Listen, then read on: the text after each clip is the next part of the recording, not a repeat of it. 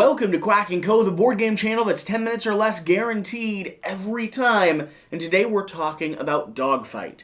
DogFight is going to be a 2 to 5 player head-to-head skirmish game where you're typically going to be working with a team, a gunner and a pilot flying around the airspace doing your very best to position, pull the lever, shoot the bullets, and knock the other player out of the sky. This is a fast-playing and interestingly tactical game that is accessible, plays super quick, and has a lot of fantastic artwork and interesting card play and decisions. So let's go ahead and dive in and give you a closer look at exactly what DogFight is doing.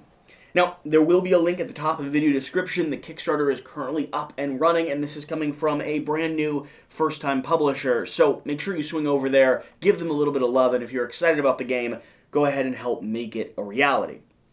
So what's happening in DogFight? Well, DogFight is a 2 to 5 player game, but the primary way you're going to want to play this game is going to be 4 players. The reason being is because each of you will take control of one of the 4 different main coordination slots on the board here, all in 2 separate plane vessels that are zooming around the sky, doing their best to position, and like I said, pull the trigger and fire.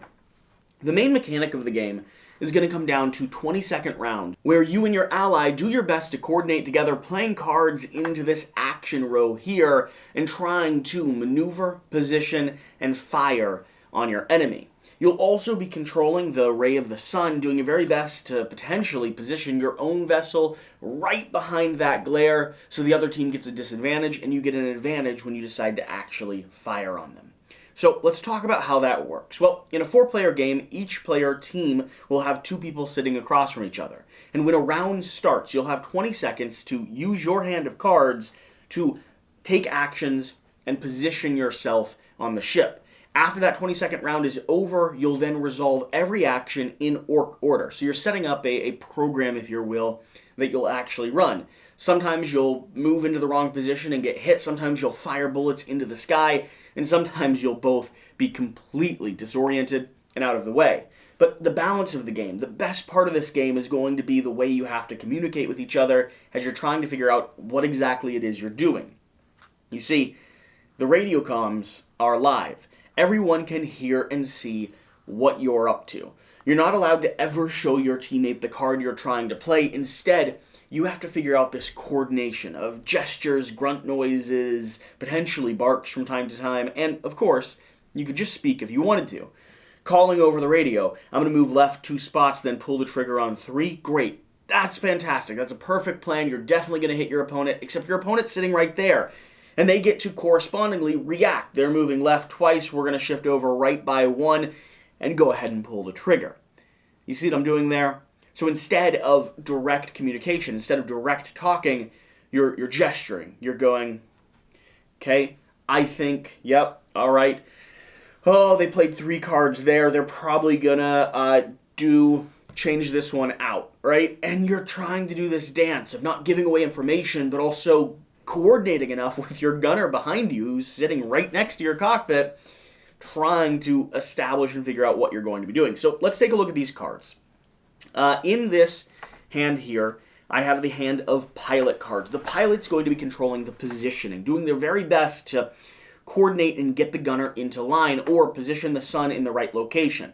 And the way that works is you have 4 different boards that are going to be controlling where your vessel is or where your opponent's vessel is. We have the gunner, we have the pilot, and the gunner for each style of plane. And the other vessel is going to be in positions according to those locations. So gunner cockpit, gunner left, gunner right, pilot left, pilot center.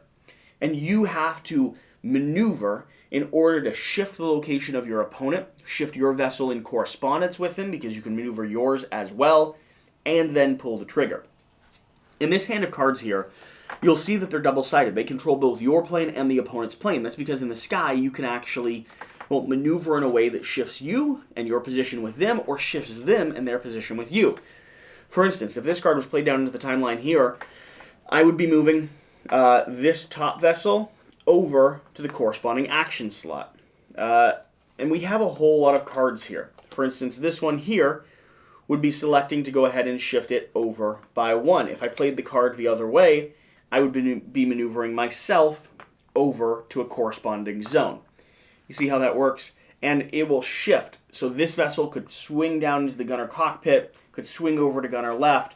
The sun could pop in beneath them, giving them an advantage or disadvantage when you fire on them, and so on and so forth. So that's the maneuvering. You're using these cards to be as strategic as possible to get yourself where you need to be and or force the opponent to be where they need to be. Now, you also, of course, have one little hand rifle, which means you could play down a shoot action card when necessary, firing directly back on the gunner cockpit with the little pistol that you've pulled out of your pocket.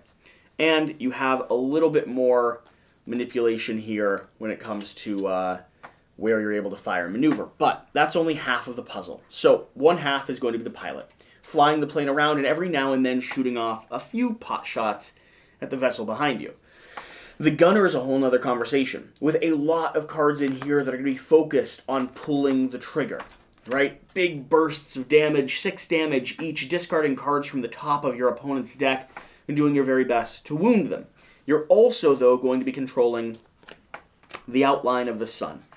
Now, the sun is another token that you can manipulate, maneuvering it across different boards, playing it underneath yourself, really shifting its position. And if you're lined up with the sun, if you get hit, you're only going to take half the damage because it's harder to hit you. And if you shoot from there, you're going to be able to target an entire board instead of one zone on a board. Now, there's a few other things you should be aware of.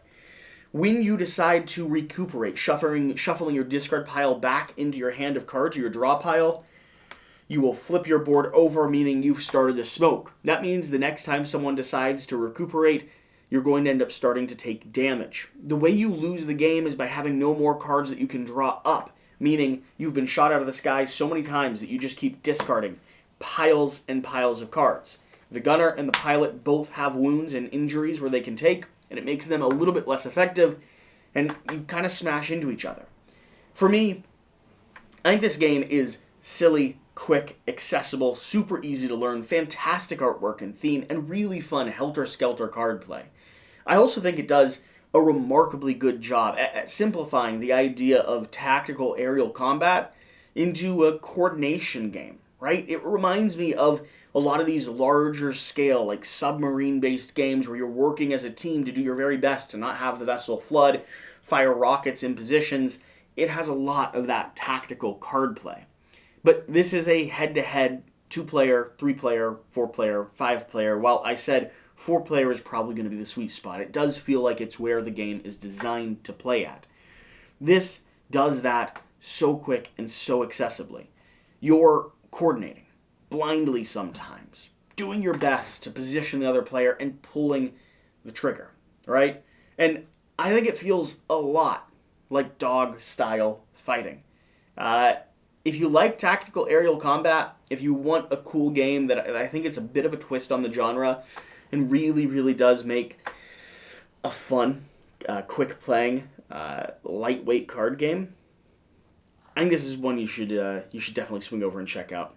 It's neat. It surprised me. Now, the negative, for those of you that like watching to figure out if this is going to be right for you, I think it really does play best at 4. At the 2-player level, you're going to be controlling 2 different hands of cards, but you do get perfect information. And the charm of the game for me is that lack of information you have when coordinating between multiple players. The other element you should pay attention to, outside of the player count, is just the fact that at the moment, without expansions, updates, you're going to be playing primarily in one of 2 modes. The night mode with the sun, or the day mode with, or the night mode with the moon, the day mode with the sun. That do add some variability to the play style, but the emphasis is going to be on the player group, and I'm excited to see modules, more card systems, and more unique effects coming out, even modules that maybe take it out of the sky and put it in the ocean. But for now, this is going to be generally the same experience, and so you want a great group of people to sit down and play time and time again.